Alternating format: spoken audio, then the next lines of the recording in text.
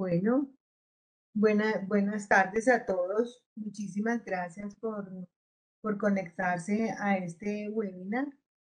La idea de este webinar surgió hace unos días frente a algunas preguntas que nos hizo el Consejo de Padres, frente a algunas situaciones sobre las cuales nos han pedido como no solamente nuestra perspectiva, nuestra manera de mirar las cosas en relación con las relaciones escolares entre los niños y también sobre algunos temas de protección al niño de la política de Hacienda a los acaparos. Entonces, a mí me pareció que podíamos hacer esta reunión para fijar, digamos, como los puntos y las políticas y para que los padres tuvieran una información de primera mano sobre la manera como el colegio ve las relaciones escolares y las políticas de protección. En esta reunión pues me acompañan como siempre pues Adriana Casas, la coordinadora de la sección primaria, y me acompaña también Marta Cecilia Gómez, y vamos a tratar de hacer lo máximo posible una conversación acerca de temas tan interesantes. Nosotros sabemos que un grupo, digamos, significativo de padres de familia ha tenido un deseo, una preocupación de conocer exactamente cómo el colegio actúa o cuáles son las acciones que toma en el caso en que alguna persona o algún niño manifiesta cierto malestar en el colegio. Con ocasión, digamos, de ese tema tan importante, yo escribí hace un par de semanas una editorial de La Llama, en la cual pues quise hacer la primera de todas las diferenciaciones que uno tiene que hacer para manejar el tema de las relaciones escolares. La primera definición, primera diferenciación que es muy importante hacer en las relaciones escolares es la diferencia entre conflicto escolar y bullying o acoso escolar. Siguiente. En el caso del conflicto escolar, uno enmarca el conflicto escolar dentro de la vida cotidiana del colegio. Inclusive este autor tan interesante que se llama Stanley Greenspan escribió un bellísimo libro que se llama Los Juegos de Poder en el Patio del Recreo, donde explica edad por edad, con el paso del desarrollo, explica muy bellamente la importancia que tienen esos juegos de poder, porque las personas en nuestro proceso de crecimiento y sobre todo cuando empezamos o iniciamos la convivencia y particularmente en la escuela primaria que se da este cambio tan interesante en el desarrollo que es empezar a construir la moral, el comportamiento moral, el pensamiento moral, de acuerdo con las reglas que se van presentando en la vida cotidiana escolar, eh, pues es importante entender la importancia que tiene el conflicto. El conflicto escolar es la manera como se construye la autoestima de los niños y cómo los niños se preparan para la vida en convivencia, la vida en sociedad. Porque la vida en sociedad siempre está llena de situaciones de conflicto que tenemos que aprender a trasegar, tenemos que aprender a caminar y tenemos que aprender a caminar y trasegar formando en nosotros una fortaleza que se llama la autoestima. Y la autoestima se yergue sobre tres grandes que se llaman los propiovalores o tres grandes sentimientos que hacen que la persona sienta su propio valor. El primero de ellos es estatus, saber que pertenezco a un grupo, que en ese grupo yo hago falta, que el día que no voy la gente pregunta, pero ¿dónde estará Rosita? ¿O dónde estará fulanito? Es que está enfermo, es que le pasó que que la abuelita estaba enferma y tuvieron que viajar a Medellín para visitarla. Es decir, el niño tiene un sitio en su grupo que aunque no esté, es echado en falta. Y él sabe que es echado en falta y por eso los profesores se preocupan porque se escriba una tarjetica o porque alguno lo llame por la tarde o el mismo profesor hace una llamada o el colegio hace una llamada para que el niño tenga el sentimiento y tenga la seguridad de que pertenece al grupo, tiene estatus dentro del grupo. Pero eso no es suficiente. Además de tener estatus dentro del grupo, pues yo tengo que sentir que mi voz es oída, que mis propuestas, cuando yo digo juguemos en el patio de recreo, juguemos a la pelota, entonces hay unos que dicen, bueno, sí, yo quiero jugar, o algunos que dicen, no, quedémonos más bien en el columpio, y entonces hay algunos que dicen, sí, yo me quiero quedar en el columpio contigo, me gustaría estar contigo en este momento, o sea, ejerzo cierto poder sobre mis compañeros que me permite saber que mi voz es oída, que yo formo parte del grupo y que mi voz es oída dentro del grupo. Y el tercer propio valor, que es muy bello, es el que tiene que ver con la valoración, con que las otras personas reconocen que yo tuve una buena idea o reconocen que mi dibujo quedó muy bonito. Yo hace unos años, cuando hacía un poco la conferencia de información o la conferencia de primaria, pues les recordaban a los padres de familia que el primer gran momento, digamos, de perplejidad que uno tiene siendo padre de primaria es cuando el niño llega como triste a la casa y con el dibujo en la mano y dice, este dibujo me quedó feo. Y uno inmediatamente le dice, ay, no, pero él sí vino en tu dibujo. Si es la niña, le decimos, no, ese color fucsia te quedó precioso. Si es el niño, le hiciste, no, hiciste el escudo del Barça, te quedó casi perfecto. Y a pesar de todas las cosas que uno le dice, el niño dice, no, no me quedó bien. Y cuando uno le dice, pero ¿por qué crees que no te quedó bien? ¿Qué parte hubieras podido mejorar o qué? Dice, no, es que a mi amigo no le gustó o a mi amiga no le gustó.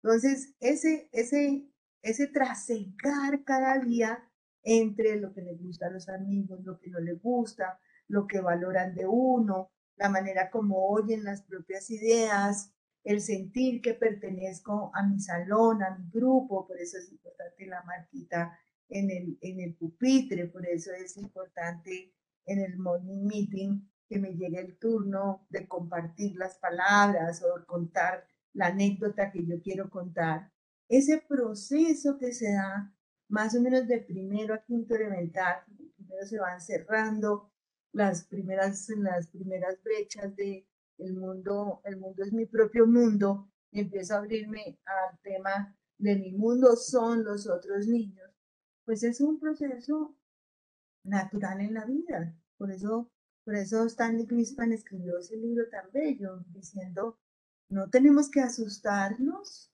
pero no tenemos que dejarlos solos, sino que vamos acompañando, creando un ambiente para el aprendizaje que permita que todos los niños logren la construcción de esa autoestima. Entonces, el conflicto es parte inherente de la vida escolar porque el colegio es el espacio que escogió la sociedad desde finales del siglo XVIII, principios del siglo XIX, donde se agrupan los niños para que ya tengan, en las escuelas tengan sus primeras experiencias de socialización y sus primeras, digamos, visiones de lo que hace posible la convivencia y cómo es posible la convivencia. En el conflicto hay dos o más partes con posiciones encontradas. El que quiere jugar a esto, el que no quiere jugar a esto. El que tenía el turno y cree que tenía derecho al turno y el que cree también que tenía el turno y que tenía el derecho al turno. O el que es de Millonarios y el que es de Santa Fe. Hay dos posiciones encontradas entre iguales y entre pares y tienen roles distintos en las interacciones. A veces quien inicia el proceso de discusión o el proceso de intercambio de ideas conflictivas es uno, a veces es el otro. A veces es uno que tiene conflictos con varios y a veces son varios que tienen conflictos con alguien que tiene unas determinadas ideas. Pero el punto del conflicto es que realmente no hay un desequilibrio de poder. El punto del conflicto es que es entre iguales. No importa si es siempre con el mismo niño, pero es entre iguales. Es uno contra uno, o es un grupo contra otro grupo, a los que nos gusta jugar en este lado del recreo y a los que nos gustaría también estar ahí. Entonces tenemos una pelea porque tenemos los mismos derechos. Un conflicto, por ejemplo, pues que ya no se da tanto en el colegio por el tema de la cantidad de espacios que tenemos, pero un conflicto que se daba con mucha frecuencia y que se da con mucha frecuencia en los colegios entre niños y niñas, por ejemplo, es el derecho a utilizar la cancha de fútbol y toca apoyarlos y hacer turnos y oír realmente las necesidades que tienen, pero no hay una situación de bullying y hay una situación de desequilibrio de poder. Los conflictos pueden ser inclusive con los profesores, cuando el profesor dice, vamos a hacer esto, y unos niños dicen, yo no quiero hacer eso, o yo ya lo hice, o me parece que no es importante, y entonces se tornan dos partes que están dirimiendo una idea o una situación que van a vivir todos. Y en ese proceso de resolver ese conflicto, de llegar a un acuerdo, en esa intervención que se hace entre las dos partes, siempre se favorecen las acciones de reparación. Entonces, los conflictos inician en Kinder 4 y los conflictos siguen en la vida escolar hasta un 10º grado y son de diferente naturaleza, son de diferentes tipos de opinión, se manejan con diferentes formas, digamos, de dirimir las situaciones y de favorecer las acciones de reparación. Pero los conflictos están presentes en la vida escolar. Ese es un tema muy importante.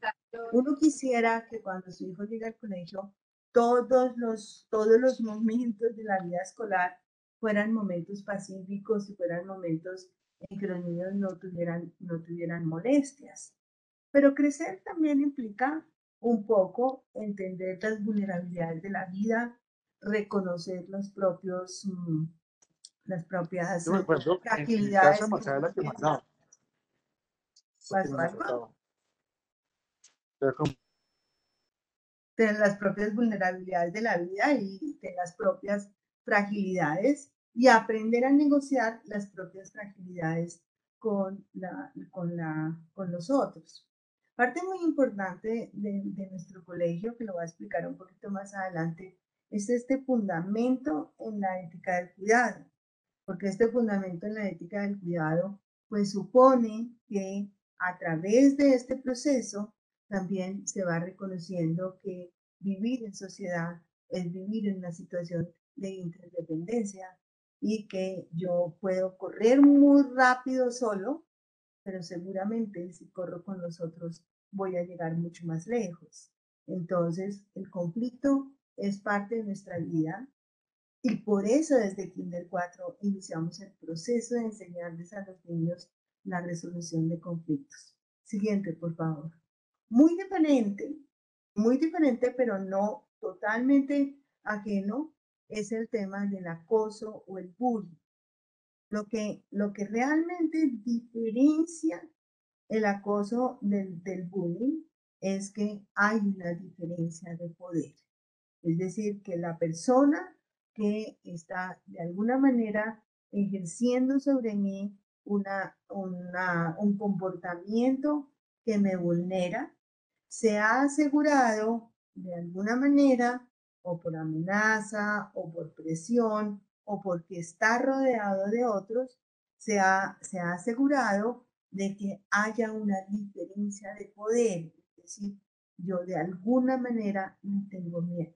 Yo de alguna manera siento que no voy a poder defenderme de las acciones que esa persona toma. Y no sucede una sola vez, sino que empieza a ser repetitivo en el tiempo. A veces hay situaciones que suceden en el primer mes del año, terminan como, pues, se calman durante mucho tiempo y se confunden con un conflicto escolar y luego vuelven a salir. Por eso yo siempre he dicho que el bullying es siempre como un virus, ¿no? Como que aparece el patrón y uno lo ha ido como confundiendo con conflicto, lo ha ido confundiendo con otros aspectos de la vida en convivencia. Entonces, tiene que haber una diferencia, tiene que ser repetitiva, una diferencia de poder, tiene que ser repetitivo en el tiempo y se vuelve sistemático. Se vuelve sistemático en la medida en que empiezan siempre a aparecer los mismos roles. Una personita que se impone sobre otra con ayuda de otras personas y un otro que no encuentra la manera, digamos, de responder al planteamiento de esa relación que le lesiona, que le vulnera, que le daña de alguna manera y que le produce, digamos, un temor o una inseguridad de que está en el lugar correcto. Su autoestima siente que no tiene el estatus suficiente para ser respetado, no tiene el poder para ser oído y no tiene ningún reconocimiento o es valorado por lo menos por ese grupo que está ejerciendo ese poder ilegítimo. En un momento dado del bullying, no en el primer momento, sino en un momento dado del bullying, él se vuelve intencional. Pero en los primeros momentos del bullying, en realidad el momento mientras se está construyendo la persona que ejerce el poder ilegítimo, la agresión no es intencional. La agresión no, digamos, la satisfacción, la ganancia que tiene el bullying en un primer momento no proviene del dolor que le causa al otro, sino de la celebración que hacen los demás.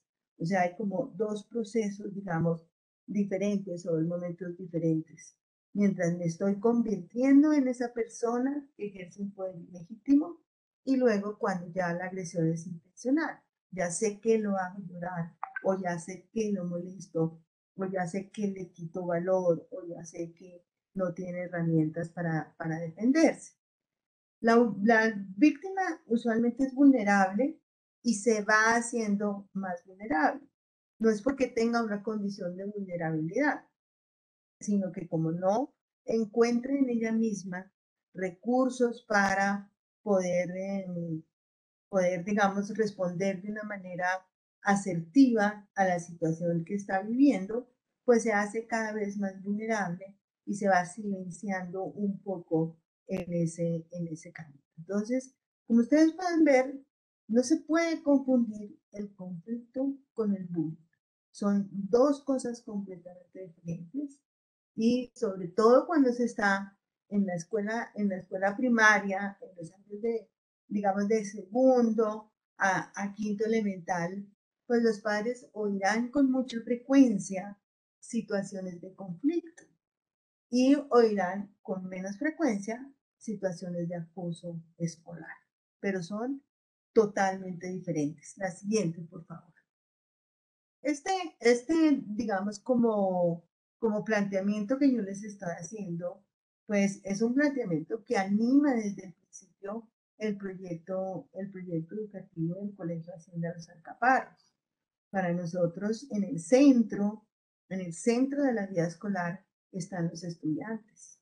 Nosotros no hemos negociado nunca frente a ninguna filosofía, frente a ninguna moda curricular, etcétera, que el centro de la vida de Hacienda Los Alcaparros son los estudiantes y que tenemos que siempre ofrecer la mejor oportunidad de educación, por una parte, pero por otra parte, la mejor oportunidad de convivencia. De hecho, hace muchos años, hace 30 años, cuando iniciamos las primeras conferencias de información del colegio, pues nosotros poníamos en los padres de familia la idea de que al colegio no existía sino una forma de ir y era saber que se iba a ser feliz en el colegio. y entendíamos obviamente por felicidad, pues el que el niño encontraba estructuras o siempre encontraba estructuras que responden a su propia sensibilidad. De ahí la cantidad, digamos, la cantidad de ofertas que tenemos en el tema de las artes, en el tema de la música, en el tema de la expresión personal del niño, para que todo su sentimiento estético y toda su sensibilidad pues forme parte de la vida cotidiana de lo que hace. Sabíamos también que era una responsabilidad inmensa el crear un espacio donde todos los días se recibían al principio 100 personas y hoy en día 1000 personas y que había que crear unos espacios, unos conceptos, un tipo de modelos de relaciones que permitieran una convivencia pues pacífica. Y obviamente pues el encargo que tienen todos los colegios de apoyar y caminar el proceso del desarrollo del pensamiento. Para nosotros los niños siempre han estado en el centro y al estar en el centro ha sido, digamos, eh, parte estructural del proyecto educativo institucional, atender esa estructura triádica que tiene el ser humano y que tiene la personita que se está formando. Para eso, pues siempre se crean unas estructuras en la forma misma en que nosotros administramos la vida escolar, para el pensamiento, entonces tenemos todo el enfoque, del cual no voy a hablar hoy, del aprendizaje activo, de la indagación, de los proyectos, de trabajar sobre los intereses de los estudiantes, como una manera de contribuir a ese conocimiento personal, trabajar desde los intereses de los estudiantes, permitir que ellos propongan sus propios intereses, pues es una manera de poner de presente el estatus, el poder y el reconocimiento, o sea, los propios valores de cada niño y contribuir desde la parte cognitiva y desde la parte del pensamiento a la formación de una autoestima de una personita que aprende. El tema, digamos, de la sensibilidad, pues nosotros lo hemos mirado desde la perspectiva del desarrollo humano y de ahí el planteamiento de 4 escuelas dentro de una misma escuela. Cómo son los niños de preescolar, cómo son los niños, cuál es el potencial del desarrollo de los niños de primaria, cuál es el potencial del desarrollo de los niños de escuela media y rodear esos niños y rodear ese espacio y planear todas las actividades que se dan en ese espacio para lograr el óptimo desarrollo, para que los niños tengan la oportunidad de resolver las paradojas y las contradicciones y los conflictos que surgen en la vida escolar, siempre logrando dar un paso más en su proceso de desarrollo.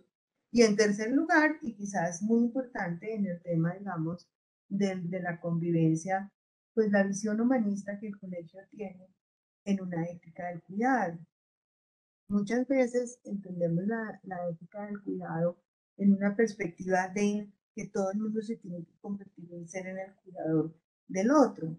Y sí es así, pero no, porque cuando se habla de una ética del cuidado, el concepto más profundo de una ética del cuidado es entender que como seres humanos tenemos necesidades y como seres humanos somos vulnerables y por esas necesidades que tenemos y por esas vulnerabilidades que tenemos, pues necesitamos del otro. Y esa comprensión que necesitamos del otro para nuestras propias vulnerabilidades es lo que nos hace comprender cómo vivir una nueva antropología que no está fundamentada en el individualismo, sino que está fundamentada en la interdependencia de los unos con los otros.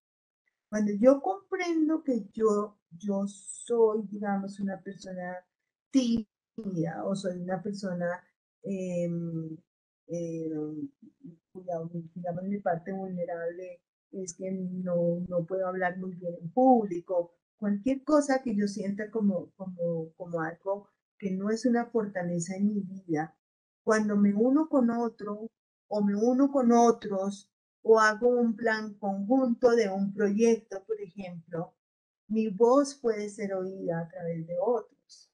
Mi idea puede ser eh, pintada por el que tiene la fortaleza de la pintura.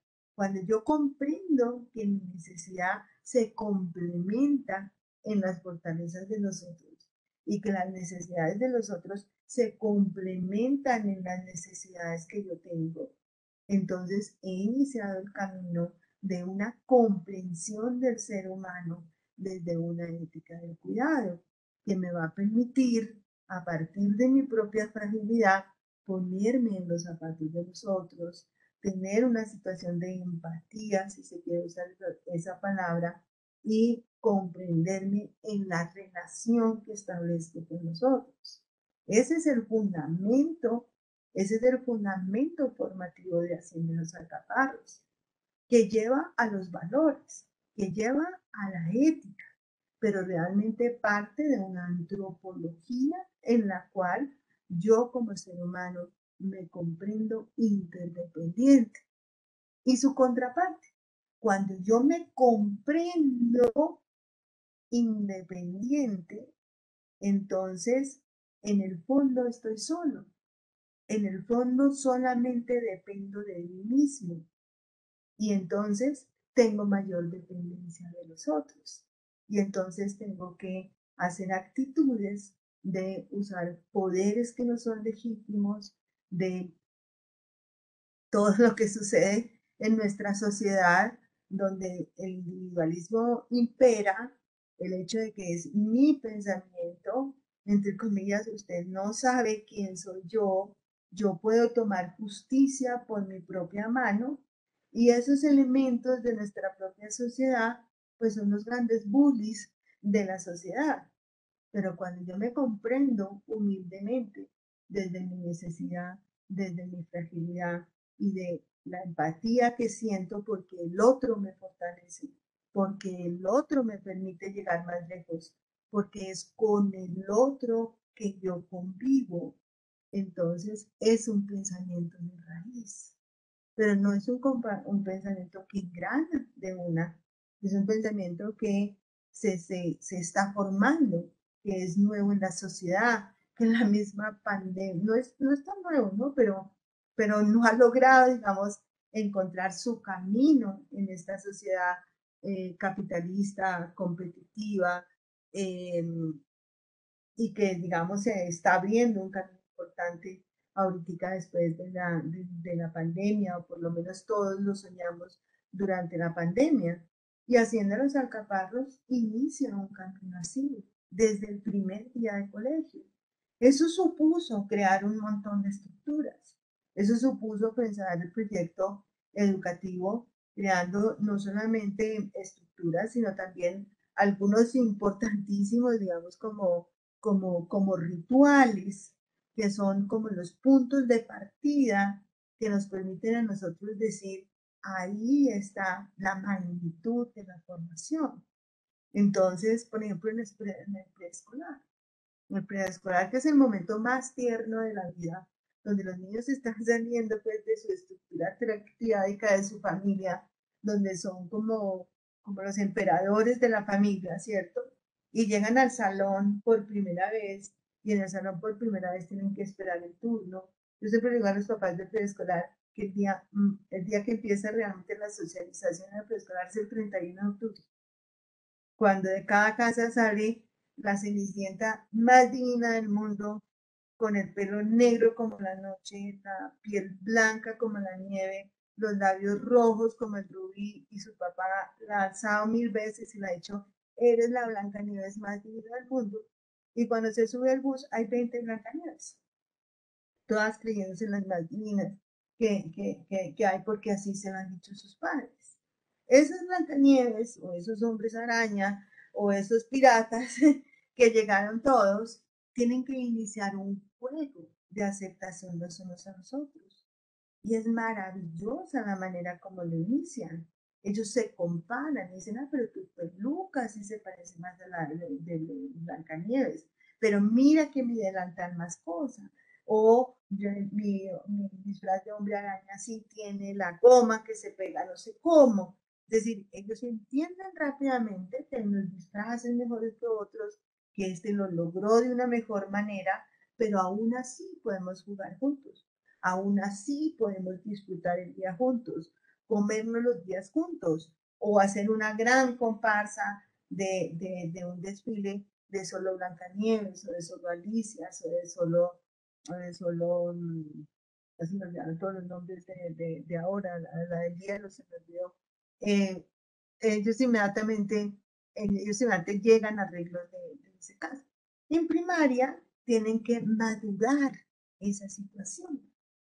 Como tienen que madurar esa situación, que han comprendido en el preescolar de una manera intuitiva, de una manera jugada, de una manera en un conflicto casi permanente por el turno, por el muñeco que quiero, por esto. Cuando llegan a primaria, tienen que conformar una pequeña sociedad. Y esa pequeña sociedad es su aula de clase. Y por eso el proyecto de primaria es el proyecto de Responsive Classroom, que tiene una actividad en el año que es central en la formación de la ética del cuidado. Y esa actividad en el año es la experiencia de Sueños y Esperanzas, de Hopes and Dreams, que es magistral, es inventada por esa organización de Responsive Classroom, pero es magistral. Porque lo que pasa en Hopes and Dreams es que los niños tienen que decir lo que esperan para su año, cuáles son sus sueños del año. Y tienen que crear unas reglas que le permitan a todo el mundo llevar a cabo sus hopes and dreams. Y este proceso que se hace al principio del año es la enseñanza más profunda que ellos tienen de lo que es una ética del cuidado. Y este proceso se repite cada mañana.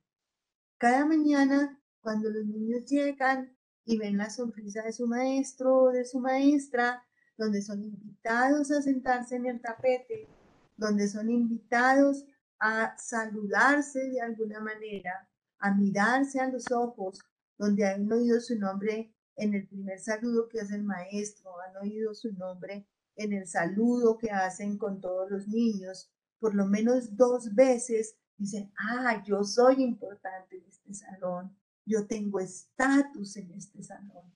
Y cuando empieza el morning meeting y entonces el profesor dice, hoy le toca contar a Rosita el sharing, tiene que compartir con nosotros esto, entonces todos van a oír mi historia. Y como todos van a oír mi historia y van a oír mi anécdota y me van a escuchar, yo tengo poder.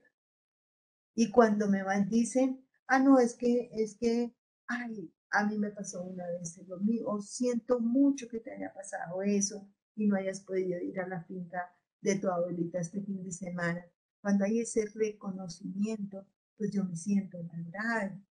Y ese proceso entre un trasfondo de colegio que ha escogido una mirada antropológica desde el cuidado y unos rituales como el greeting time o un ritual como el morning meeting, pues refuerzan cada mañana ese sentido de una convivencia que es posible y que al mismo tiempo me construye como ser humano en el encuentro con los demás. Y esto no para en primaria.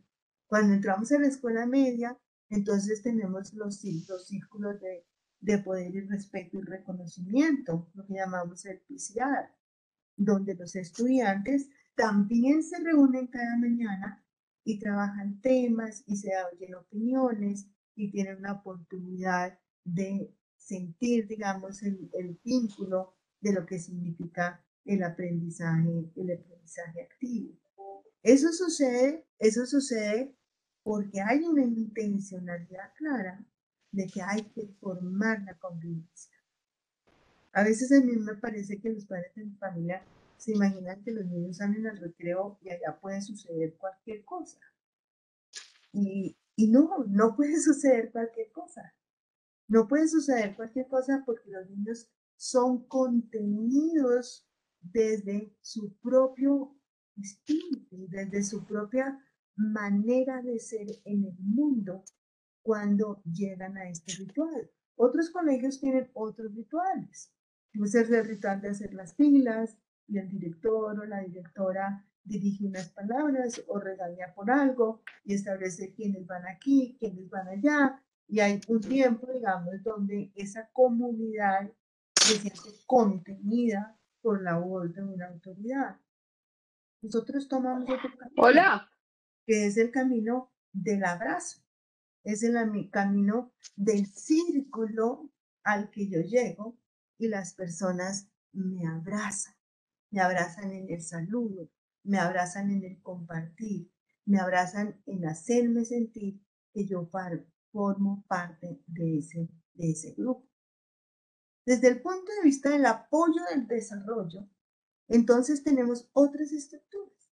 Entonces, en primaria, que es el grupo que me está oyendo hoy, pues la estructura más importante es el director de grupo. Porque una parte muy importante de la vida escolar, del kinder 4 al quinto elemental sobre todo, es la estructura del apego a mi maestro. El maestro o la maestra son personas que tienen que tener un carisma y una situación en que son reconocidos por los niños como una figura de confianza, una figura que modela un mentor de la vida y de la vida en comunidad también. Entonces, en primaria, el director de grupo es todo. El director de grupo los recibe en la mañana, los despide en la tarde. El director de grupo es el que habla con papá y mamá sobre las situaciones que se presentan. El director de grupo es el que lo sabe todo sobre mí. Y yo me apego a ese director de grupo y a través de él voy entendiendo qué son los valores y sobre todo qué es una vida ética.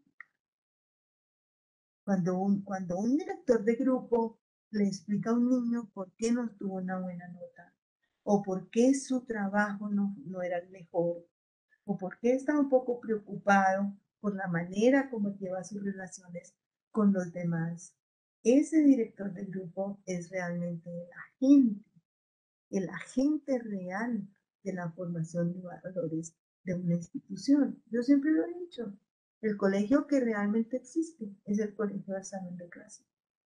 Yo puedo aquí decir todas las maravillas que quiera, pero el colegio que existe es el colegio del salón de clase. Por eso el desarrollo tiene una estructura tan fuerte en la dirección de grupo del salón de clase, apoyado muchísimo en un departamento que llamamos el Departamento de Desarrollo Humano, que observa permanentemente cómo es la vida en comunidad de la sección primaria, cuáles son los principales conflictos que están apareciendo, cuáles son las situaciones difíciles que viven los niños, que viven los profesores y que viven los padres de familia, y va haciendo un proceso de enseñanza de habilidades sociales. Entonces, esas dos grandes estructuras, que son la dirección de grupo y el Departamento de Desarrollo Humano, son dialogantes permanentemente. Y son dialogantes para la formación de los estudiantes propiamente dicha.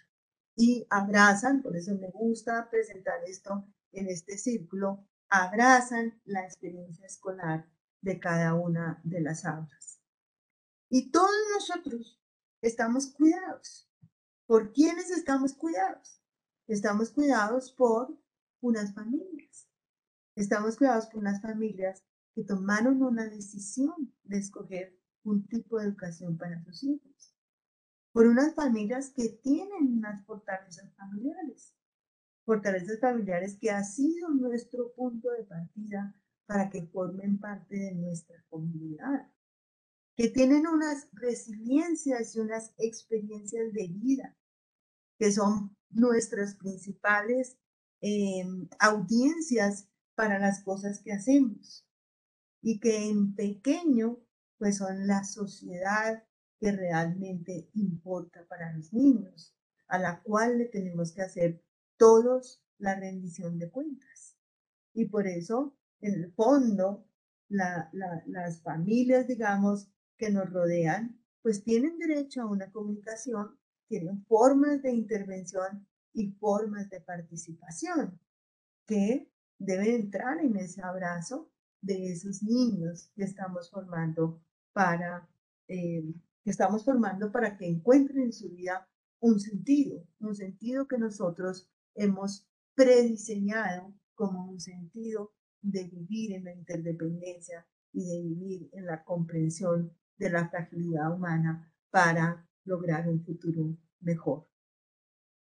Y obviamente pues hay un colegio, unos espacios que llamamos responsive espacios que es el ambiente para el aprendizaje que nosotros proveemos y un responsive teaching and learning que son unos currículums que seleccionan lecturas, temas, programas, momentos de la historia y que en ese proceso de las miles de lecturas que se hacen en un curso durante la primaria, en ese proceso de los poemas que leen las profesoras de inglés y español, en ese proceso de escoger cuál es la obra de teatro que se va a hacer, en ese proceso de hacer las lecturas, en esa dignidad de biblioteca que tienen ahora, pues vamos estando muy conscientes de cuál es la formación que queremos. Entonces, existen los conflictos porque construyen los niños. Existe el bullying porque se forman en las sociedades personas que tienen que ser apoyadas de otra manera para que encuentren esa fragilidad y logren esa interdependencia.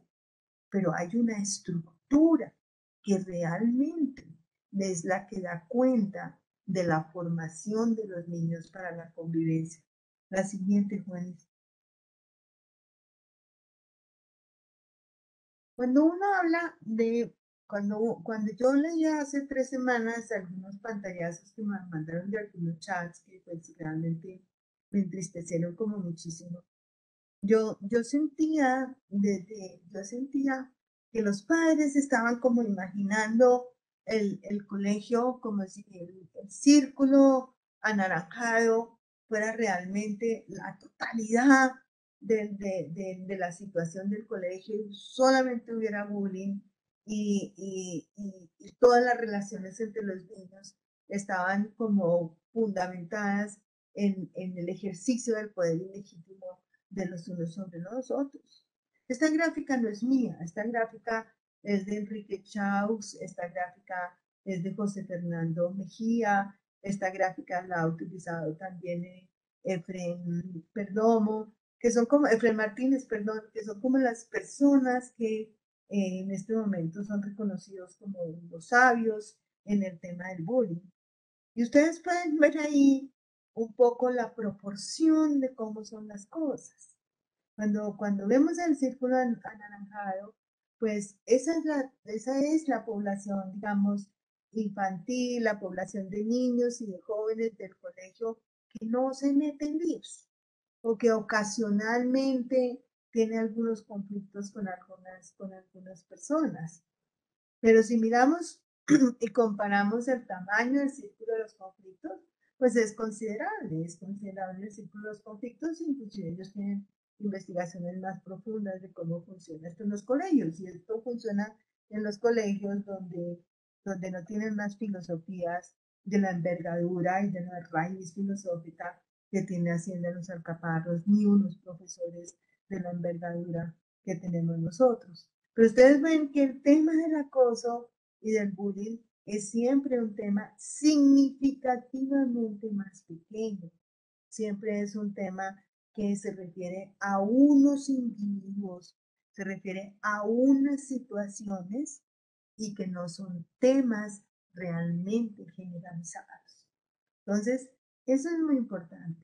Llevamos varios meses en que no hemos podido sentir el ambiente de Hacienda Los Alcaparros. Llevamos varios meses en que no nos hemos podido ver a los ojos realmente.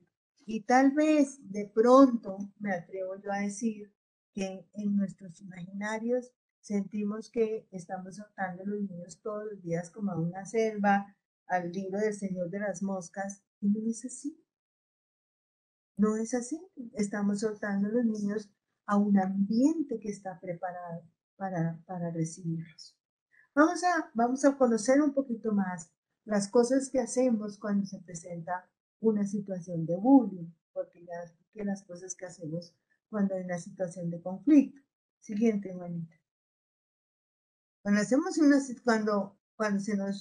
cuando se nos denuncia, digamos, una situación de bullying y en todos los aspectos, aún en las situaciones de protección del menor, en cualquier situación en el colegio, el primer paso siempre es creer en el estudiante y en los padres. Nosotros no somos un colegio en que los padres nos llaman y nos digan algo y nosotros digamos, ay, pues ese papá es súper conflictivo. Nosotros no somos ese colegio. Nuestra filosofía es, si un niño nos dice, esto me dolió, es que le dolió. Y nosotros estamos en la obligación de indagar cómo le dolió, cómo le pasó, en dónde estábamos los adultos que debíamos cuidarlo, qué fue lo que sucedió. Y cuando un padre de familia llama y dice, yo creo que, o esto me está doliendo, o tengo esta percepción, si los padres llamaron, nosotros los creemos. Y decimos, hay una situación. E inmediatamente esa situación, en el tema que nos ocupa hoy, es un tema que clama por una indagación. Entonces, lo primero que hay que hacer es definir si se trata de un caso de conflicto escolar o se trata de un caso de bullying. Si se trata de un caso de conflicto escolar, pues hay que dar 3 pasos, se me olvidó poner. Hay que dar 3 pasos. El primer paso es hacer una resolución de conflictos. Sobre todo si el conflicto con la misma persona lleva varios días, los roles y las ideas, digamos, tienen como la tendencia como a tercamente, como dicen, es que siempre pelean por lo mismo, siempre pelean por el balón, siempre pelean por la cancha, siempre, si empiezan a aparecer esos siempre, pues es muy importante hacer un proceso de resolución de conflictos. Y nosotros pues tenemos una experiencia grande. De hecho, nosotros somos el primer colegio en el país que tiene un proceso de resolución de conflictos desde el preescolar. Nosotros hablamos de resolución de conflictos en el año 92, porque nacemos con la Constitución del 91 y porque nacemos muy claramente con la nueva ley de educación. Y sabemos que se van a instituir esos comités de convivencia porque yo participé en el movimiento pedagógico para la escritura de la ley 115. Entonces, yo conozco perfectamente el espíritu de la ley 115 y conozco muy fuerte, conozco profundamente el espíritu el espíritu de la Constitución del 91. Entonces, sabía muy bien que eso iba a tener un impacto en la educación. Y cuando escribimos con Constanza y María Teresa este proyecto a 6 manos, ninguna dudó de que la propuesta que nos hacía la Fundación Jalisco, de que había que iniciar, aún con los más chiquiticos, una aproximación a la convivencia desde el punto de vista del problem solving y de la resolución de conflictos, asumimos inmediatamente esa tarea y nos entrenamos en esa tarea y aprendimos que la resolución de conflictos tiene 2 grandes vertientes. Una primera vertiente que es establecer una metodología para resolver un conflicto, que son los 6 pasos de la resolución de conflictos. Pero al mismo tiempo que había que trabajar con los niños para que ellos reconocieran el proceso emocional que sufre una persona cuando entra en conflicto y reconociera las acciones que se tomaban a partir de las emociones que sentimos. Y de ahí toda esa metáfora que hemos usado del búho, del tiburón y de la tortuga, que le permite a los niños entender sus emociones, comprenderlas y al comprenderlas poder hacer el proceso de resolución de conflictos. Pero eso no fue suficiente. Y también sabíamos que toda la vida y ser colombianos, pues nos iba a implicar complementar muy fuertemente el tema de la resolución de conflictos con una tarea de manejo de las diferencias.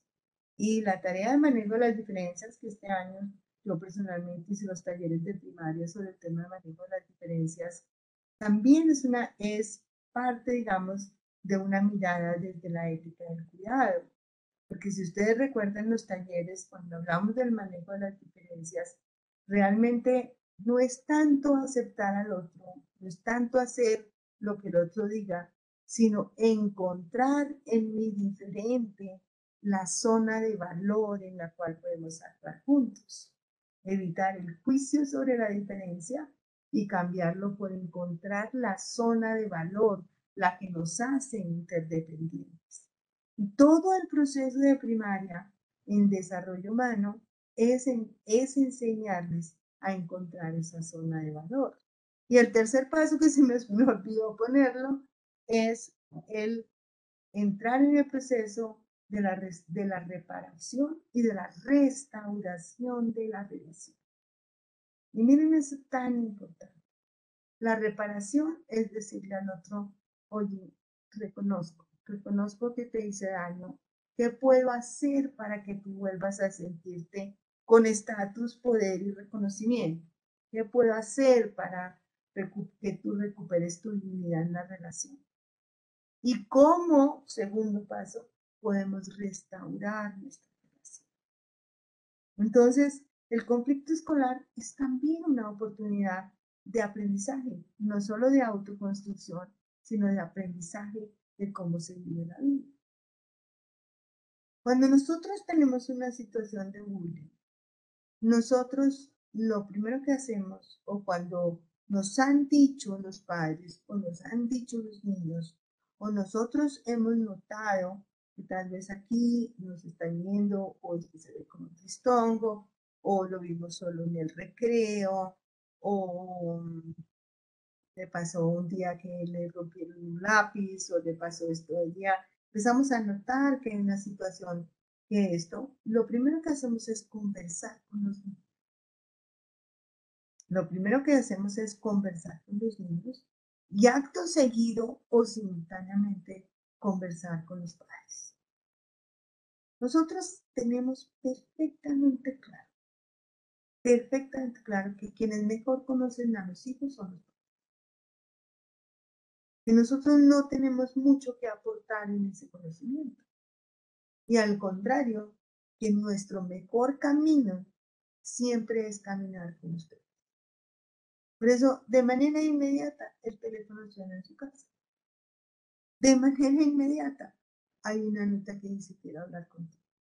Eso es de manera inmediata, eso no se duda. Nadie dice llamamos a los papás o no llamamos a los papás. ¿Les contamos a los papás ya o no les contamos a los papás? Eso no se duda. Para nosotros, cuando entras en los alcaparros de un niño, entra una familia. La familia que sea. Entonces, nuestro primer paso es tener una conversación individual. Cuando hablamos de individual, pues nosotros estamos pensando siempre niños y padres. En esa conversación hay que reconocer que generalmente hay tres actores.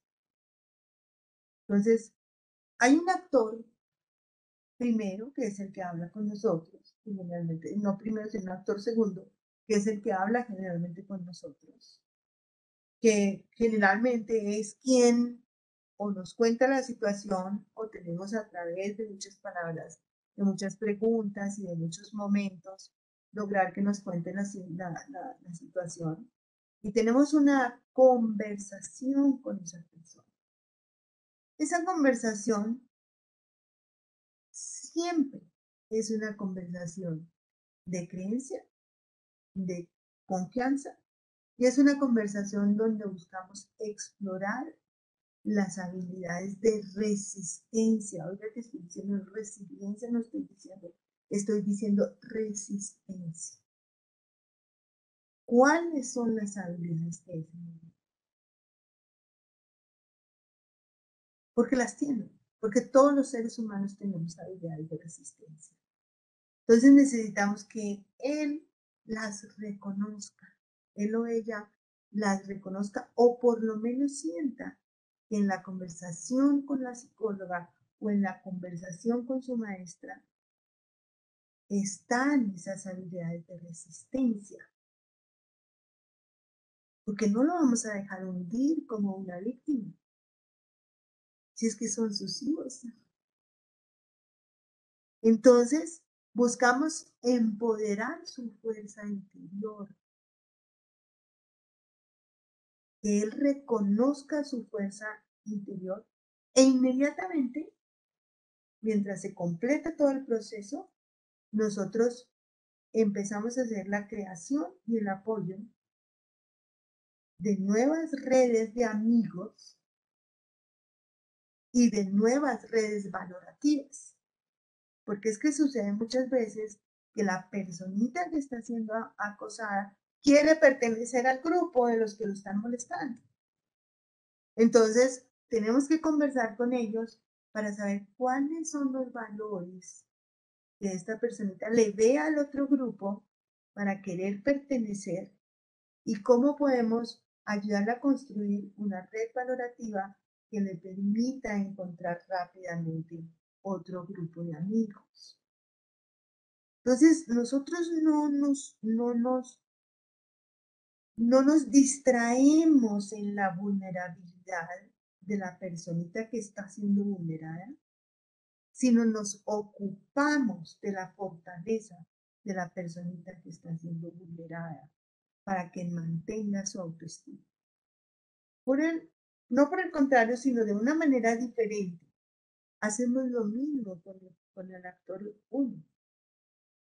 Cuando el actor 1 comete un acto de acoso, especialmente de segundo a quinto elemental, esa personita actúa a partir de un sistema de creencias. O sea, él cree que lo tiene que hacer así. Y detrás de eso que él cree que tiene que ser así, él tiene como un código moral que le da la fuerza para hacerlo así. Y está afianzado en unos valores. Está equivocado, pero está afianzado en unos valores. Entonces, lo que nosotros buscamos es explorar ese código moral, porque solamente hasta que podamos ponerle en duda su código moral,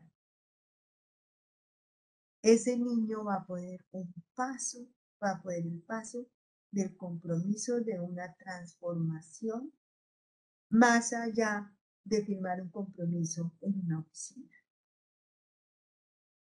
El cambio tiene que ser de muy, muy dentro. Así.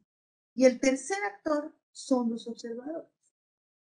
O sea, el tercer actor, si nos acordamos de la transparencia anterior, el tercer actor son todos esos que llenan el espacio que no dice acoso y que no dice conflicto. Tenemos que hacernos la pregunta de qué pasa con esos observadores, que son la mayoría del curso, son la mayoría del grupo, son la mayoría de los padres de familia, son la mayoría de los profesores, son la mayoría de los compañeros del bus, son la mayoría de los profesores asistentes, la mayoría de los auxiliares. Es muchísima más gente que tenemos que aprovechar para que cumplan con unos papeles importantes en el tema de la prevención del bullying. Entonces, cuando nosotros, la siguiente, por favor. Entonces, como ustedes pueden ver, hay un montón de trabajo que hay que hacer. El primer trabajo, pues ya dije lo de las conversaciones, etc. Pero hay trabajos diferenciados. Por ejemplo, con las personas que están haciendo una intimidación y las víctimas, pues hay que recordarles muy claramente las normas que existen en el manual de convivencia y la política del colegio respecto al acoso escolar. Y hay que no solamente recordárselas, sino recordárselas con los padres y lograr firmar unos acuerdos que conocen la política, que saben que tienen las consecuencias y que es una falta grave en el colegio.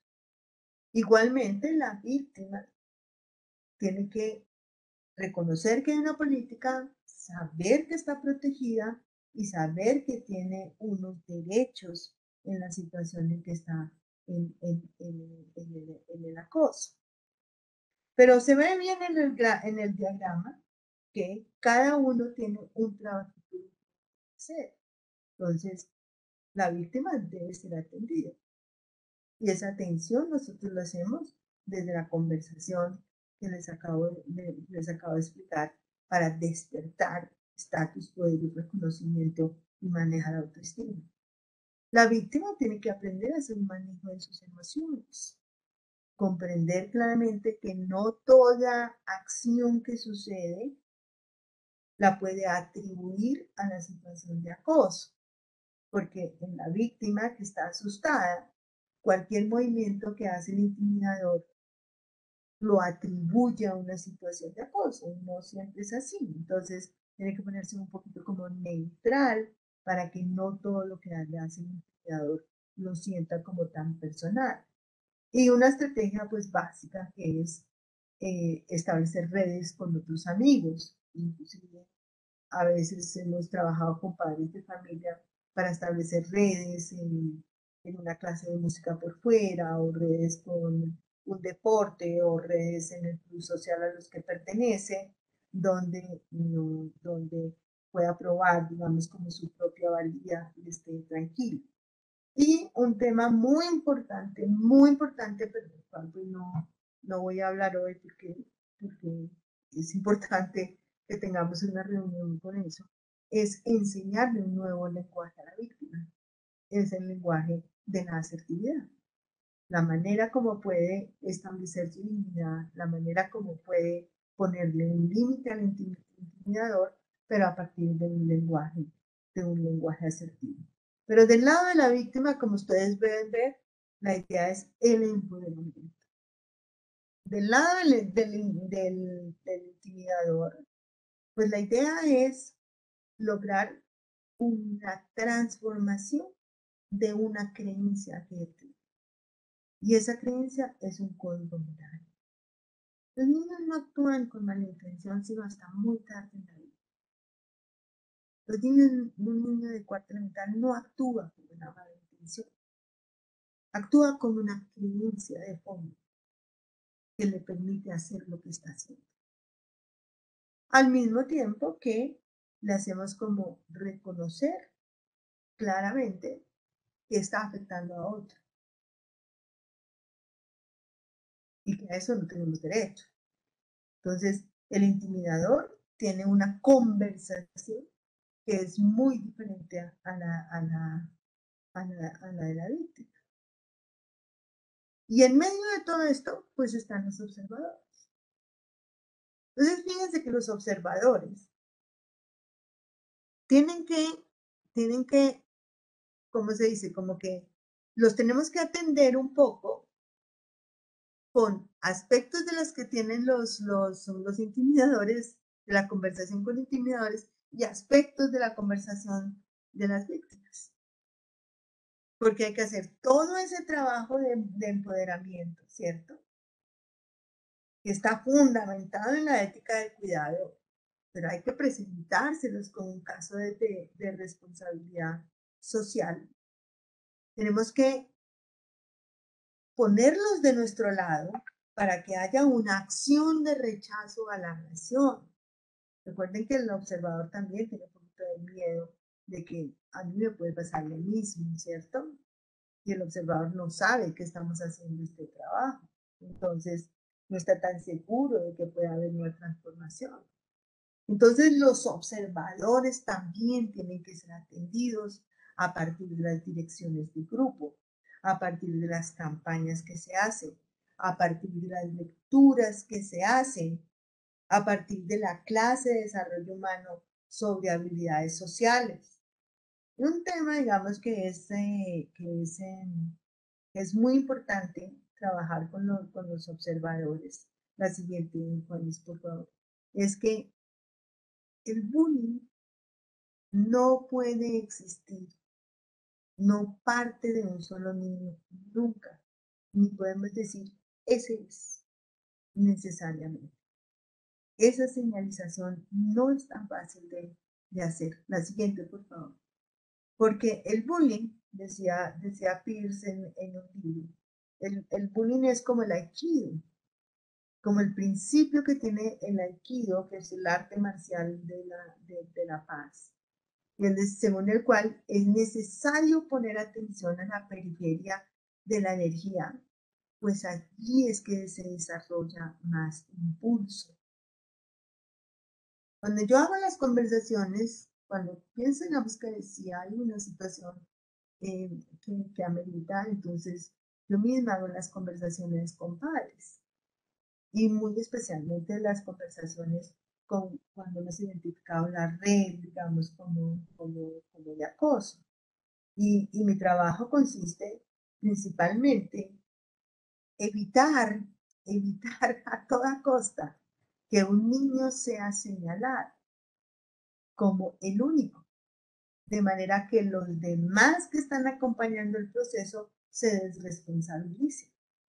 Porque me sucede mucho que los papás de niños que por alguna razón les decimos que están teniendo algunas conductas de intimidación o algunos comportamientos de intimidación, dicen, no, él no es él, sino que él sigue al otro. Y se vuelve una cadena y el otro sigue a este, y este sigue a este, y este sigue a este.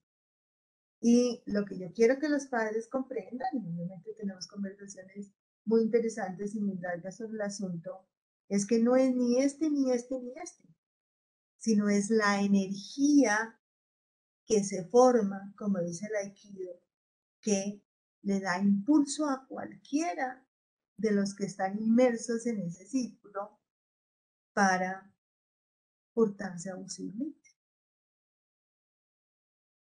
Entonces, hay que desempoderar, responsabilidad y desempoderar.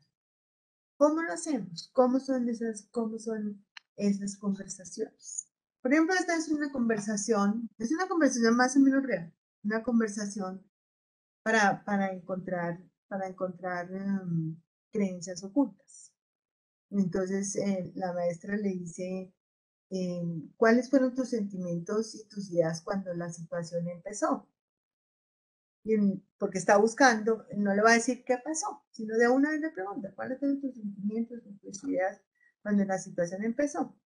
A veces ellos dicen cuál situación, pero muchas veces inmediatamente la cuentan y dicen, por ejemplo, lo vimos alejado del resto participando en clase, diciendo que ya había hecho la tarea y haciéndonos quedar mal a los que no lo habíamos hecho. Empezamos a mirarlo mal y a inventar rumores de él cada vez que hacía algo que nos molestara.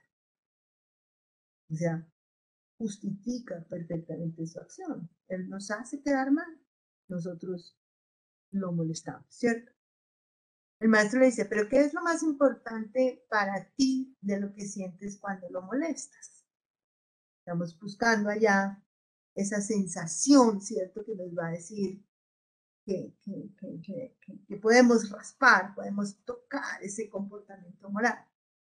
Defiendo a todos los que me hicieron la tarea y mis compañeros celebran mis comentarios. Si él no dijera y mis compañeros celebran los comentarios, le haríamos la pregunta, ¿y qué piensan tus compañeros de eso? Entonces, y mis compañeros celebran los comentarios. ¿Y eso cómo te hace sentir? Estamos buscando sus creencias ocultas. Fuerte y orgulloso, dice. Fuerte, orgulloso, que me hacen caso, dicen a veces. Que mi voz es importante, dicen a veces. Ah, ¿y orgulloso de qué? ¿Cómo se siente eso? Entonces dice, pues me siento en control, me siento con poder de hacer llorar al otro, de hacerlo sentir mal, y además para que deje de ser sapo.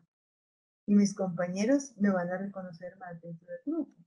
Ahí le preguntamos, lo que pasa es que yo tuve que resumir. ¿Y tus compañeros qué piensan de eso? No, pues me van a reconocer más dentro del grupo. Voy a ser como más importante dentro del grupo. Eso lo llamamos nosotros momento de consumación. Cuando logra como decir, ah, voy a ser más importante dentro del grupo. Entonces ahí nos vamos a la creencia. ¿Qué significa para ti pertenecer y ser reconocido dentro del grupo? Esa es una pregunta auténtica, es una pregunta honesta. No sabemos la respuesta. ¿Qué significa para ti pertenecer? Pues ser alguien, tener una identidad, ser importante, ser el capitán del equipo, que nadie me la monte. Se reafirma, esa es su creencia real. ¿Cómo es ese reconocimiento? ¿Quiénes lo hacen? Ahí yo, por ejemplo, ya aprendí la lección, la aprendí tarde, de decir, cuando te digo quiénes lo hacen, pues yo no estoy buscando que me digas nombres. Lo que yo quiero que me digas es si son cercanos o no son cercanos a ti o qué. Entonces dicen, no, pues mis mejores amigos y algunos compañeros, y es importante porque nos respaldamos. Nosotros no somos santos. La siguiente frase. Es importante porque nos respaldamos. Entonces, ahí nosotros decimos, ah, entonces para ti es muy importante pertenecer a un grupo. ¿Por qué? Porque me siento bien, porque soy cuidado, porque soy importante, porque nos protegemos, porque nos divertimos. Pues ahí nosotros en esa conversación ya estamos encontrando pues una cantidad de valores. Nos cuidamos, nos queremos sentir importantes, nos divertimos, nos protegemos. Pues no es eso lo que queremos, que los niños se protejan, que los niños se cuiden, que los niños se diviertan. ¿No son esos los mensajes que les damos? Entonces, es una creencia que dentro de él existe. O sea, hay que mover esa creencia. Hay que mover esa creencia. Yo le digo, de todo lo que has mencionado, ¿cuáles son las ideas y creencias más importantes? Y yo se los digo así, ¿por cuáles estarías dispuesto a pelear lo que fuera? Dice, pues que soy valorado. Yo soy valorado dentro de ese grupo. Y entonces ahí viene el momento, cuando viene ese momento en que lo puede decir muy claramente, yo le digo, entiendo que para ti es muy importante encajar y ser valorado. ¿Tú crees que para todos los estudiantes de tu curso eso sería importante, ser valorado? ¿Crees que todas las personas tienen derecho a sentirse valoradas? Cuando logro hacer la pregunta de la generalización, en ese momento en que hay un desequilibrio cognitivo y un desequilibrio moral, puedo tener una conversación de transformación. Puedo tener una conversación de compromiso.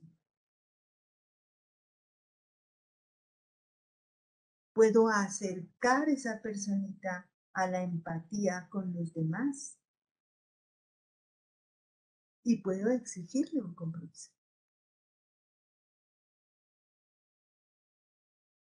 Pero si yo parto de que es un niño malo y parto de que ese niño lo voy a suspender 3 días y parto de la ira que me da la situación, porque también tengo sentimientos y también me molestan esas situaciones y también soy empática con los papás que están sufriendo y todo.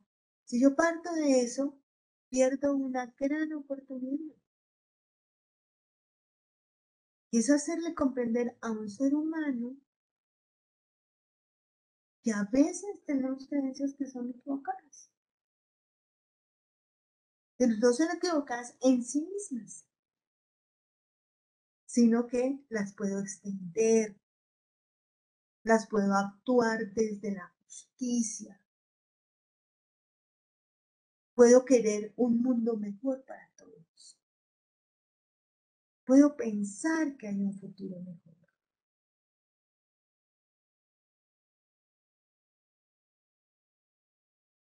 Es un trabajo largo.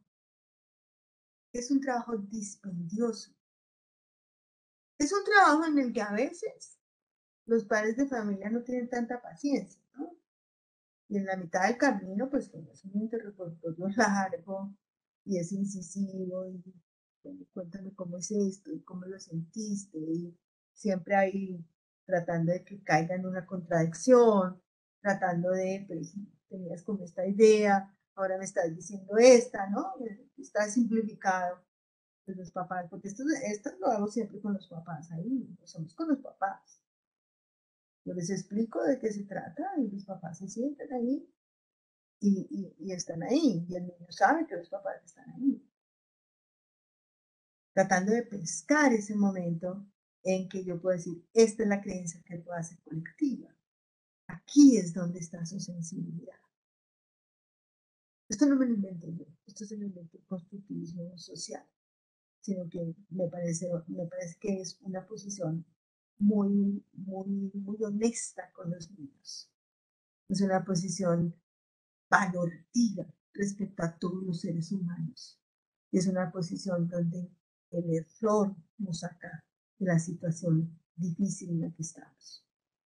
La conversación con los niños que están siendo vulnerados es una conversación también a veces triste, pero es una conversación que busca las fortalezas. La podemos pasar a la siguiente, Juan. Entonces, esa conversación es, ¿qué fue lo que pasó? Si un niño está muy maltratado, está perdiendo la confianza en los adultos, está esto, realmente puede venir una respuesta que dice, nada, quiero estar solo. Entonces, no le preguntamos más sobre lo que pasó, generalmente ya sabemos qué fue lo que pasó. Entonces le decimos, ¿cuáles son los sentimientos que tienes con esa situación? Con esa situación que tú no me quieres contar. Entonces, la de siempre, ¿no? Rabia. Tengo mucha rabia, tengo mucha ira. Tratamos de que saque, ¿no? Rabia. Nosotros mismos le ponemos palabras. Cuando te sientes frustrado, te humillaron, ¿no? Nosotros le prestamos más palabras para que la personita pueda liberar, digamos, como la emoción de la situación que ha vivido. Y entonces le preguntamos, bueno, ¿qué hiciste? ¿Qué hiciste frente a esa situación? Lo miré mal, me alejé llorando, me encerré entre el baño, llamé a mi mamá, les quité el celular. ¿Y qué pasó? ¿Cómo respondió esa persona ante eso? Pues dejó de hacerlo por unos días, pero volvió a hacerlo. Entonces ahí uno indaga un poquito si le había pasado antes, si ha habido alguna situación similar y en otras situaciones que otras alternativas encontró.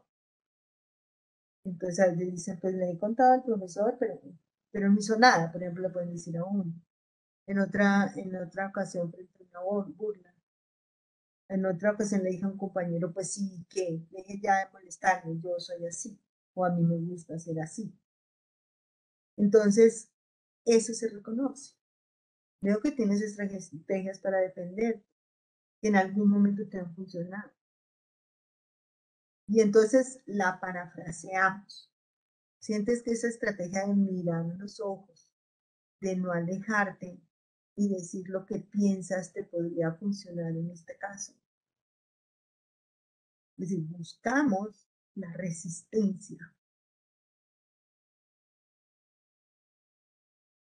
Buscamos que pueda trasladar algo en lo que había resistido a una nueva situación. No lo había pensado. ¿Estás dispuesto a intentarlo? Sí puede ser. Y hacemos juegos de roles. Que yo, muchas mamás que han hablado conmigo, yo les he modelado cómo se hacen esos juegos de roles. Y también les he modelado en que uno puede sacar experiencias de su propia vida, ¿no? Cuando yo estaba en el colegio, unas amigas, a mí me pasó esto una vez y así fue que lo pude enfrentar. Hacemos los juegos de roles y sacamos los sentimientos de los juegos de roles. ¿Cómo te sientes ahora? Un poco mejor. ¿Cómo te sientes después de esta conversación? Y le hacemos hacer una afirmación. Que ahora puedo defenderme y pedir ayuda a un adulto. La situación no ha terminado, pero hemos logrado que surja una pequeña resistencia. Hay que trabajar. Mientras tanto, estamos trabajando con la intimidad. Por el otro lado, estamos trabajando con los observadores en las direcciones del grupo. Por el otro lado, estamos hablando con las familias. Hemos conversado con las familias sobre estos temas, que aquí aparecen en un listado, pero que obviamente cuando conversamos con una familia, estamos explicando cada una de ellas y le estamos explicando cómo lo estamos haciendo nosotros para que haya coherencia. Entonces, fíjense las primeras. Lean las primeras. Son iguales para los dos. ¿Cuáles son las fortalezas familiares que tenemos para apoyarlo? Recuerden que en la Hacienda de los Alcaparos no entra un niño, sino una familia. Recuerden que en la entrevista de admisión con que ustedes entraron fue una entrevista que buscó las fortalezas familiares de ustedes. Eso es lo primero. Es que en esta familia, es que nosotros tenemos estos valores. Es que cuando la adversidad golpea nuestra puerta, acuérdate que tal cosa hacemos. Se cuenta la historia del abuelo o la historia de la abuela y se fortalece el espíritu. Obviamente, el del intimidador, para que comprenda que podemos estar equivocados. Y el del niño que está siendo vulnerado o la niña que está siendo vulnerado, ¿para qué? Para darle fuerza a esa resistencia. No la convertimos en una víctima. Somos tan defensivos como padres que a veces no dejamos crecer.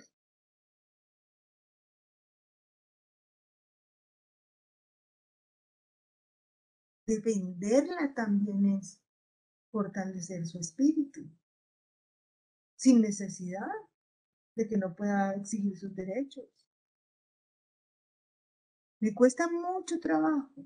Y eso fue una de las cosas, esos pantallazos de chat que me mandaron, me encantó. Fue la primera vez en 30 años que yo vi frases como, oye, si mi hijo es el que la está molestando, cuéntame. O sea, estoy dispuesto a tomar responsabilidad si mi hijo está haciendo la intimidad. Entonces, hay que aceptar que está haciendo la intimidad. Nosotros, como les acabo de explicar, no estamos diciendo que es malo, estamos diciendo que tiene una creencia y que tenemos que ayudarle a que esa creencia se generalice y se exteriorice en un cuidado por los otros. Hay que aceptar que eso no lo hace malo, eso lo hace un niño presente, más si es de primaria. Hay que entender que todos podemos ser agresivos y que es importante aprender a no serlo. Hay que mirar cómo se juega la agresión en casa.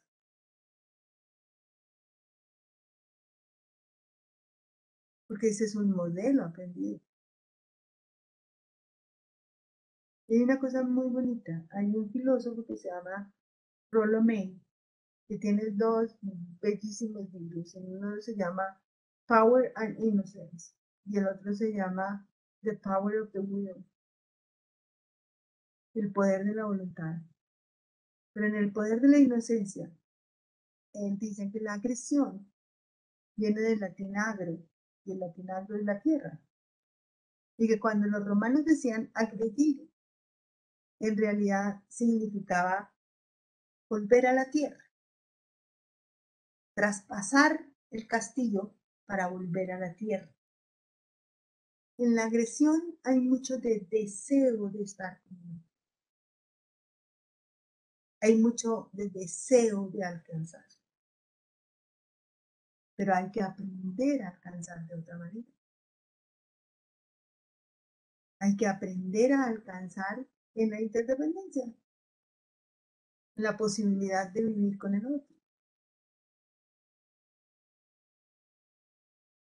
Fíjense que no hay un tema de justificación. En el cuestionario, en el interrogatorio que hacemos, nosotros nunca le decimos esto está mal o esto está bien.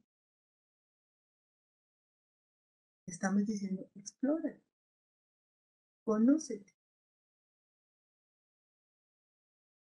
Y cuando hacemos la pregunta de la generalización, entonces le decimos hay otras formas mejores. ¿Qué tal si todos pudieran ser aceptados? ¿No sería eso mejor?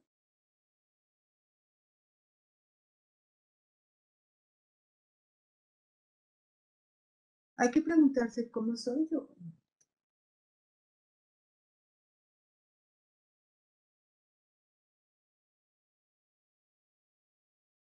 Hay que preguntarse cómo trato a los demás.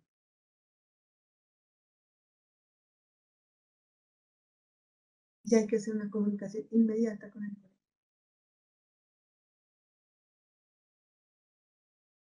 Y si es del otro lado, entonces hay que dar la fuerza interior de los hijos. Hay que reconocer que está en una situación de vulnerabilidad y está siendo agredido o agredida, pero que hay una fuerza interior. Hay que abrir otros espacios de socialización.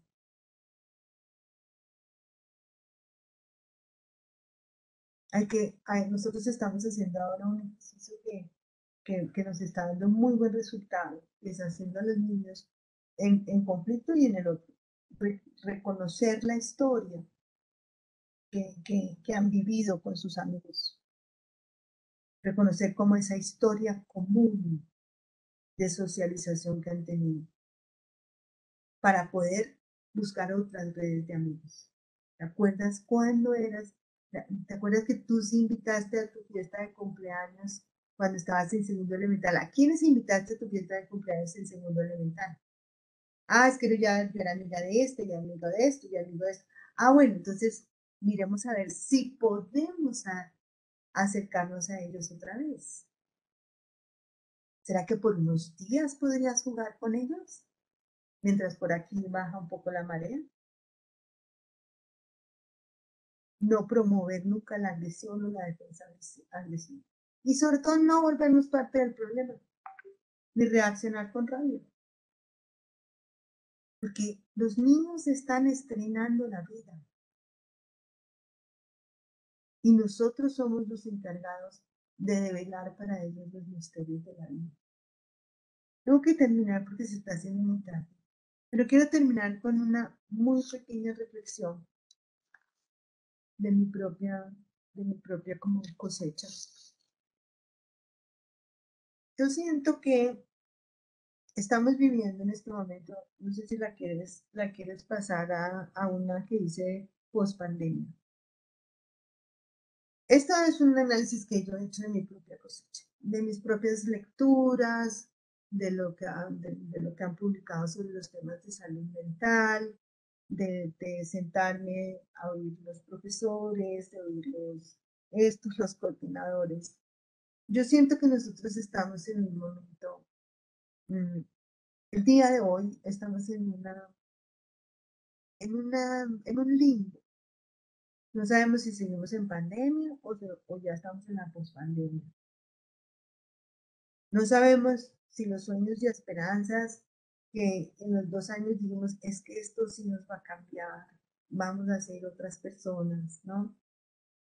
Si se va a consolidar o no se va a consolidar. Estamos en una situación en que somos conscientes de nuestra propia fragilidad. Y somos conscientes de la fragilidad de nuestros hijos. Tuvimos miedo todo este tiempo. El miedo fue el organizador social. El miedo fue el organizador del mundo. Tuvimos miedo de que se murieran nuestros padres. Tuvimos miedo de que se murieran los abuelos. Tuvimos miedo de que nos muriéramos nosotros mismos. Tuvimos miedo de las frutas que podían traer el virus en la cáscara. De los alimentos que sabíamos que eran buenos, tuvimos miedo. El miedo fue el organizador de la vida cotidiana. Y el miedo nos dejó frágiles. El miedo nos dejó en situación de cambio, pero un cambio con incertidumbre.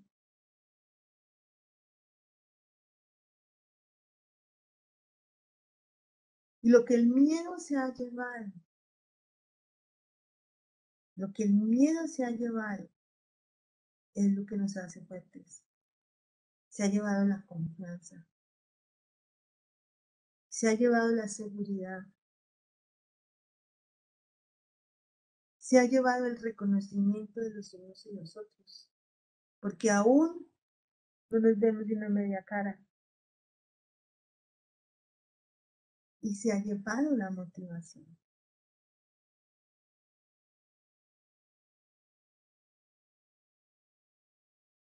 Solo hay un camino.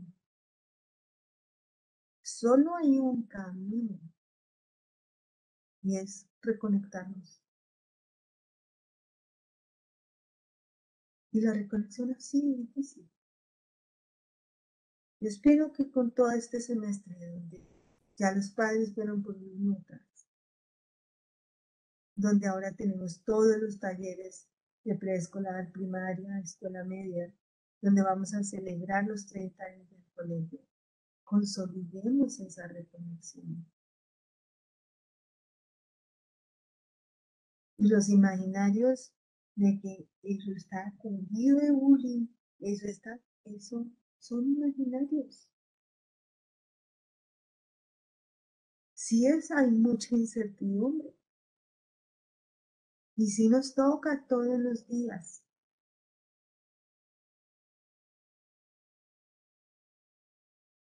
atender conflictos escolares con el propósito de recrear la conexión para la confianza, la seguridad y el reconocimiento mutuo de que estamos en este proyecto juntos. El más maravilloso de todos, el proyecto de formación del hijo de cada uno de ustedes. No existe nada más valioso en la vida, con un gran interferente que son las redes sociales. Algunos padres tratan de decirnos, no, pero es que a mi hija le gusta mucho el TikTok, yo no le veo nada de malo. Sí lo tiene.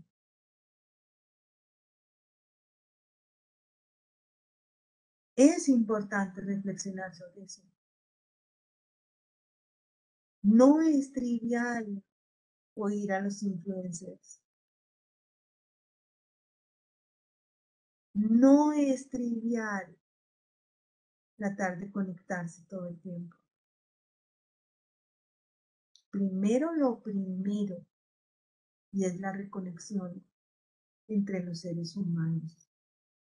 Es la reconexión de los estudiantes con los estudiantes, de los profesores con los estudiantes, de los padres con los maestros, de los padres con el colegio. Porque solamente en la confianza, en la seguridad, en el reconocimiento, vamos a recobrar la motivación. Y quiero dejarlos con estas palabras, porque ese es el corazón de Haciendo Los Papás. Muchas gracias.